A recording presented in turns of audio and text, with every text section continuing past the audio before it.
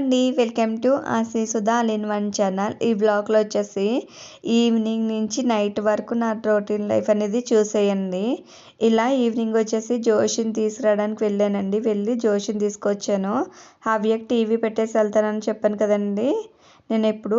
నేను స్కూల్కి వెళ్ళినా కూడా హవ్య టీవీ పెట్టడమో లేదంటే పక్కన అప్పు చెప్పేసి వెళ్ళడమో వెళ్తానండి. ఇప్పుడు టీవీ పెట్టేసి వెళ్ళాను. టీవీ చూస్తా కూర్చుందండి. వీళ్ళిద్దరూ ఫ్రెష్ అప్ అయిపోయి జోషి కూడా డ్రెస్ చేంజ్ చేసేసుకుందండి. తర్వాత వీళ్ళిద్దరికి బనానా ఇచ్చాను, తింటూ ఉన్నారు. ఒక పక్కన వచ్చేసి రాగిమాలు చేద్దాం పిల్లలిద్దరికేనని రాగిమాలు చేయడానికి ఒక స్టవ్ మీద ఒక గిన్నె పెట్టుకుని వాటర్ వేసుకుని అందులోకి బెల్లం అనేది దంచుకుని వేసుకుంటానండి. ముందుగా వచ్చేసి నేను రాగి పిండి అనేది వాటర్లో కలిపేసి పెట్టుకుంటున్నాను. ఎందుకంటే మళ్ళీ అందులో వేసేస్తే వండలు కట్టేస్తుంది కదా. బెల్లం కూడా నేను ఒక ఇలాంటి రా మసాలా దంచే దాంట్లోనే దంచేసుకుని పౌడర్ కిందని వేసుకుంటున్నాను. కింద సౌండ్ వచ్చేస్తాయని కింద క్లాత్ పెట్టుకుని దంచుకుంటున్నానండి. ఇలా దంచుకునే దాన్ని ఇప్పుడు ఆ గిన్నెలో వేసేసుకోవాలి. వాటర్లో వేసేసుకుంటే బాగా కరిగిపోద్ది కదా. అందుకు నేను ఇలా దంచుకుని వేసుకుని త్వరగా కరిగిపోద్దని అందులో వేసేసుకుంటున్నానండి.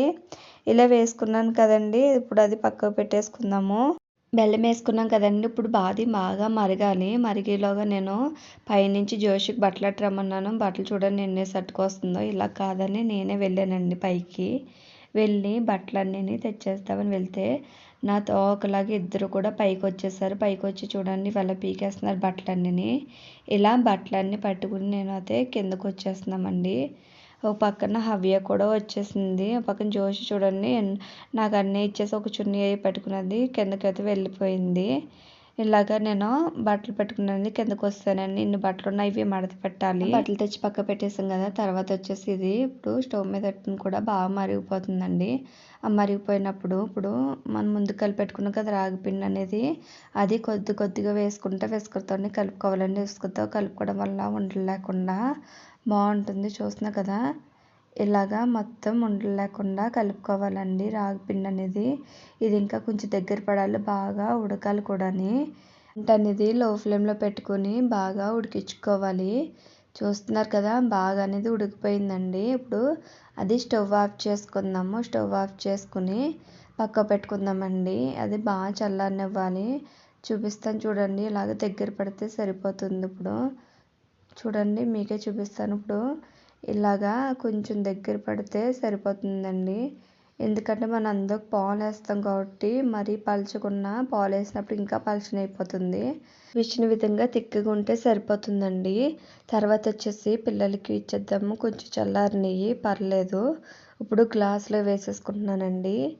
చూస్తున్నా కదా, ఇలా 2 గ్లాసులు వేసుకుని అందులోకి కాచి చల్లార్చిన పాలు కూడా వేసుకుంటున్నాను. వేసుకుని ఒక స్పూన్ పెట్టుకుని కలుపుకోవాలి.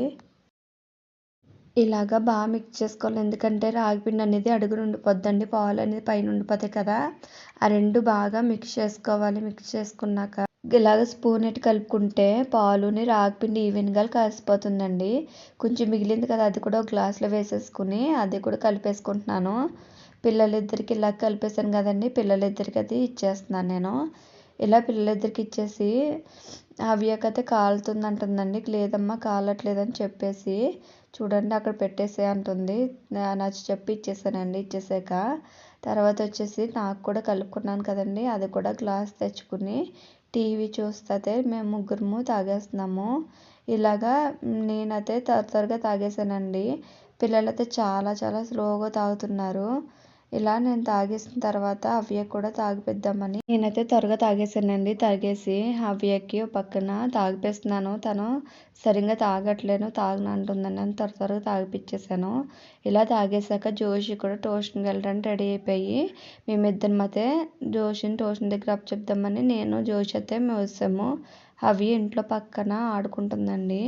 ఇలా జోషిని అప్పచెప్పేసి నేను ఇంటికైతే వచ్చేస్తున్నానండి. వచ్చేసాక వంట చేద్దాము అని అన్నీ సర్దుకుంటున్నాను. ముందుగా పప్పు అనేది నానబెట్టుకున్నానండి, కందిపప్పు అనేది. అది కుక్కర్లో వేసేసుకుంటున్నాను. టమాటాలు కూడా వాష్ చేసి పెట్టుకున్నానండి. అవి కూడా అందులో పచ్చిమిర్చి వాటర్ కూడా వేసేసుకుంటున్నానండి. వేసేసుకొని ఇప్పుడు అందులోకి కొంచెం అంత పసుపు వేసుకుంటున్నాను, కారం కూడా వేసుకుంటున్నానండి. వేసుకుని టేస్ట్ సరిపడా ఉప్పు కూడా ఇప్పుడే యాడ్ చేసేసుకుంటున్నాను. వేసుకున్నప్పుడు కుక్కర్ మూత పెట్టేసుకుని గ్యాస్ మీద పెట్టేసి స్టవ్ ఆన్ చేసేసుకుంటున్నానండి. ఇలా పెట్టేసుకున్నా కదా. తర్వాత వచ్చేసి రైస్ కూడా కడిగి పెట్టేసుకున్నాను. అందులోకి వాటర్ వేసేసుకుని అది కూడా స్టవ్ మీద పెట్టేసుకుంటున్నానండి. పక్కన వచ్చేసి రైస్ పెట్టేసాను కదా, పక్కన పప్పు పెట్టుకున్నానండి. రసం కింద అదే పప్పు చారు కింద చేద్దామని. తర్వాత వచ్చేసి నేను మొన్న అంగన్వాడీ పాల ప్యాకెట్లు ఉంటాయి కదండి, అవ్యకి అంగన్వాడీ పాల ప్యాకెట్లు అనేది ఇస్తున్నారు. అవి ఇచ్చినాయి. ఇలాగా కోవా కింద చేసాను, చూస్తున్నా కదా, పచ్చి కోవా అండి ఇది. ఈ కోవా కింద చేసాను. వీటితో గులాబ్ జామ్ చేద్దాము, స్వీట్ అనేది ట్రై చేద్దాం ఫస్ట్ టైం అనేది అనుకుంటున్నానండి. ఒకసారి ట్రై చేయాలి, ఎలాగ వస్తుందో చూద్దాము ఒకసారి. సరేనా, ఇది ఎలా ట్రై చేద్దాం చూద్దామని. అంతలోకి అవి అవుతున్నాయి, పక్కన ఇది కలుపుని పెట్టుకుందాము. అవి అయిపోయాక ఈ పని అన్నీ చూద్దామండి. సరేనా, ఇవి ఇప్పుడు ఇలాగా చేసుకున్నాక కావండి, ఇలాగ మొత్తం అంతా నిలిపేసేయాలి. మొత్తం పౌడర్లా చేసేసుకోవాలండి. చేసేసుకుని అప్పుడు మొత్తం అందులోకి మైదా పిండిని కొంచెం బేకింగ్ పౌడర్ అనేది వేసుకోవాలండి. బేకింగ్ పౌడర్ లేకపోతే పప్పర్ సోడా అయినా వేసుకోవచ్చు. ఇలా మొత్తం చేసేసుకున్నాం కదా, మొత్తం స్మాష్ చేసేసుకోవాలి. ఇంకా మీకు ఇలాగే పొడి పొడిలాడితే గట్టిగా అయిపోయింది అనుకుంటే కొంచెం పాలని యాడ్ చేసుకోవచ్చండి. నేను ఇప్పుడు మొత్తం ఇది పౌడర్ చేసుకున్నాక అప్పుడు పాలు అనేది యాడ్ చేస్తాను కదా. ఇలాగా పౌడర్ కింద అనేది చేసుకున్నాను నేను. ఇప్పుడు కొంచెం గట్టిగా ఉంది కదండి, ఇది ముద్ద అవ్వట్లేదు సరిగ్గానే మనకు. అందుకు కొంచెం అంతా ఒక స్పూన్ దాకా మైదా పిండి అనేది తీసుకుంటున్నాను.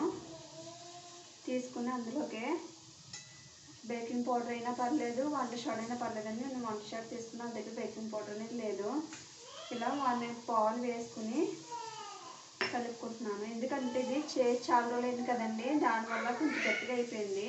నేను చేసి ఫ్రిడ్జ్లో పెట్టేశాను, అందుకు గట్టిగా అయిపోయింది. చేసిన వెంటనే మీరు ఇలాగా కోవా చేసిన వెంటనే మీరు ఫ్రిడ్జ్లో కానీ పెట్టకుండా వెంటనే చేసేసుకుంటే మీకు స్మూత్గా అనేది ఉంటుందండి. నేను స్మూత్గా ఏంటంటే ఫ్రిడ్జ్లో పెట్టేసిన వల్ల గట్టితనం అనేది వచ్చేసింది.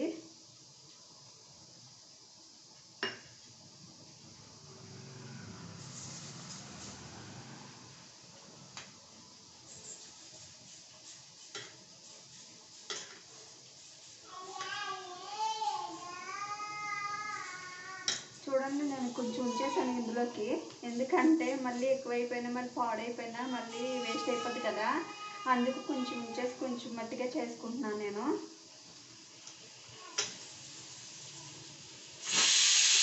పక్కన పప్పు కూడా అయిపోతుంది. ఒక 4 విజిల్స్ వస్తే సరిపోద్దండి కుక్కర్. ఎందుకంటే పప్పు అనేది ఆల్రెడీ నానబెట్టుకున్నాం కాబట్టి ఎక్కువ విజిల్స్ అవసరం లేదు. ఇలా కలిపి పెట్టుకున్నాం కదా, ఇప్పుడు కలిపి పెట్టుకుందని పక్క పెట్టుకున్నాము.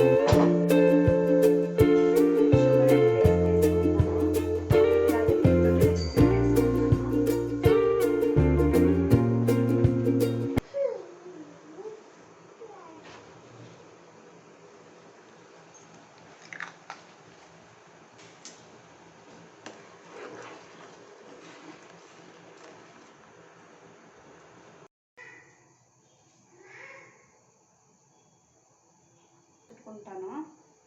అలా వద్దులండి, గులాబ్ జామ్ లాగా ఎందుకులే, మళ్ళీ ఇలాగే సైజులో చుట్టుకుందాం. చూస్తున్నా కదా ఇలాగ బాల్స్లో చుట్టుకుంటున్నాను. ఇలాగా లేదు అంటే మీరు ఇలాగా రౌండ్గా చుట్టుకొని ఇలా మధ్యలో ఇలా పెట్టుకుంటే ఇంకా బాగుంటుంది. చూస్తున్నా కదా, ఇలాగా చుట్టుకోవచ్చు, లేదంటే ఇలాగైనా చేసుకోవచ్చు. ఇలా బాగుంది, మీకు ఎలా కావాలంటే అలా చేసుకోవచ్చు అండి. నేనైతే ఇలాగ పొడుగ్గానే చేస్తున్నాను. చూస్తున్నా కదా, ఇలాగ పొడుగ్గా చేసుకుంటాను. చూస్తున్నారు కదా, ఇలా చేసేసుకున్నాను అన్నీని. ఇవి ఫ్రై చేసుకున్నాను అండి. ముందుగా పాకం పెట్టుకున్న తర్వాత ఇప్పుడు ఈ పాకం అనేది కొంచెం జిగిరిగా ఉంటే చాలండి, ఎక్కువ అవసరం లేదు. మనకి గులాబ్ జామ్ పాకం కానీ ఇంకా తక్కువే ఉండాలి. ఇలాగా జిగిరిగా వస్తుంది కదండి, చాలు ఇలా ఉంటే. ఇప్పుడు ఇది గిన్నెలో ఉంచేసుకుందాము. ఇది హీట్ ఎక్కువ ఉండాలండి, అందుకు నేను దాన్ని పక్కన పెట్టేసుకున్నాను. తర్వాత వచ్చేసి ఒక ఆయిల్ అనేది వేసుకున్నానండి. ఆయిల్ అనేది వేసుకున్నాం కదండి. ఆయిల్ అనేది బాగా హీట్ ఎక్కకూడదు, మీడియంగా ఉండాలండి. మనం గులాబ్ జామున్ ఎలా ఫ్రై చేసుకుంటామో వీటిని కూడా అలాగే ఫ్రై చేసుకోవాలి. ఇలాగా మనం చేసి పెట్టుకున్నాం కదండి, అట్లనే అందులో వేసేసుకోవాలి. ఎక్కువ అనేది వేయకూడదండి, ఎందుకంటే ఉబ్బుతాయి కదా. ఎందుకంటే నేను అలాగే ఎక్కువ వేసేసి చూస్తున్నారు కదా, ఈ విధంగా కిక్కిచ్చిపోయినట్టు అయిపోయింది. ఇలా ఫ్రై చేసుకోవడం కష్టమైపోద్దని ఇలా చేసుకున్నట్లని ఇప్పుడు మనం పాకం చేసి పెట్టుకున్నాం కదా, దాంట్లో వేసేసుకోవాలండి. వేసుకుని ఒక 2 మినిట్స్ అనేది స్టవ్ మీద పెట్టుకుని బాగా మరగనిచ్చుకోవాలి. మరిగించుకున్నాక స్టవ్ ఆఫ్ చేసుకుంటే సరిపోతుందండి. కోవా తోటి నేను గులాబ్ జామున్ అనేది చేసుకున్నాను కదండి, చాలా బాగా వచ్చినాయి. కొంచెం షేప్ అటు బిట్ అయినా కూడా టేస్ట్ అనేది బాగుంటుంది అని అనుకుంటున్నాను. ఇది బాగా చల్లారేదాకా పక్క పెట్టుకుందాము ఇప్పుడు. తర్వాత వచ్చేసి ముందుగా నేను కుక్కర్ అనేది పెట్టుకున్నాను కదండి, అది గ్యాస్ అయిపోయింది. మొత్తం స్టీమ్ అనేది అయిపోయింది కదా. ఇప్పుడు అది తీసి ఇప్పుడు కలబెట్టేసుకుని చింతపండు అన్ని వేసుకుని బాగా మరగబెట్టేసుకున్నాను. ఒక పక్కన రైస్ కూడా చల్లారిపోయింది. ఒక పక్కన వచ్చేసి పప్పుచారు కూడా రెడీ అయిపోయిందండి. చూస్తున్నా కదా, చాలా బాగా వచ్చింది. అది తాలింపు పెట్టేసుకున్నాను కూడా. పక్కన అవ్య కోసం అనేది నేను ఇడ్లీ పెట్టుకున్నాను, అది ఇడ్లీ ఇంకా అవుతుందండి. ఇలాగా అన్నిటిని రెడీ చేసేసుకున్నాను కదా, ఇడ్లీ కూడా అయిపోయింది. తర్వాత వచ్చేసి మేము ముగ్గురు కూర్చుని భోజనం అని చేసేస్తున్నామండి. అవ్యకి ఇడ్లీ పెట్టేశాను, తినిపిస్తానంటే అదే తింటాను అని అన్నది. జోషిని కూడా ట్యూషన్ తీసుకొచ్చేసి దానికి కూడా భోజనం పెట్టేశానండి. ఇలా మేము ముగ్గురు కూర్చుని భోజనం అనేది చేసేస్తున్నాము. ఒక పక్కన టీవీ చూసుకుంటా పక్కన భోజనం అనేది చేసేస్తున్నామండి. ఇలాగా మా భోజనం అనేది కంప్లీట్ అయిపోతుంది. ఇలాగ ఫ్యామిలీ అంతా కూర్చుని తింటే చాలా బాగుంటుంది కదండి. మా హస్బెండ్ అనేది డ్యూటీకి వెళ్ళారు, అందుకు మేము ముగ్గురు కూర్చుని భోజనం అనేది చేసేసాము. చేసేసాక పిల్లలిద్దరిని కూడా పడుకోబెట్టేశానండి. అప్పటికే 9:30 అలా అయిపోతుంది. పిల్లలిద్దరిని కూడా పడుకోబెట్టిపోయారు. తర్వాత వచ్చేసి నేను బట్టలు మడతెట్టేసానండి. ఇలా మడత పెట్టాను కదండి బట్టలు అనేవి, ఇవన్నీ 1 బై 1 పెట్టుకుని బీరువాలో సర్దడానికి పట్టుకెళ్ళిపోతున్నానండి. చిన్నపిల్లలు అన్నీ కూడా మొత్తం అందరి మడత పెట్టేశానండి. ఇలా మడత పెట్టినని బీరువాలని సర్దేశాను. తర్వాత వచ్చేసి స్వీట్ అనేది చేశాను కదండి, టేస్ట్ చేసి చూపిస్తానని చెప్పాను కదా మీకు. ఇప్పుడు టేస్ట్ చేసి చూపిస్తాను ఎలా ఉన్నదనేది, ఎలా జ్యూసీగా వచ్చింది కూడా చూపిస్తానండి మీకు. సూపర్ ఉందండి, చాలా బాగా వచ్చినాయి. చూసినాక జ్యూస్ అనేది ఎలా వస్తుందో అంతే టేస్ట్ ఉందండి. మీరు ఒకసారి ట్రై చేయండి, చాలా బాగుంది. మన గులాబ్ జామున్ ఎలా ప్యాకెట్ బయట నుంచి తెచ్చుకుంటామో సేమ్ అలా వచ్చి టేస్ట్ అయితే చాలా బాగుందండి. ఈ బ్లాగ్ నచ్చిందా అయితే సబ్స్క్రైబ్ చేసి లైక్ చేయండి. Thank you for watching. Bye.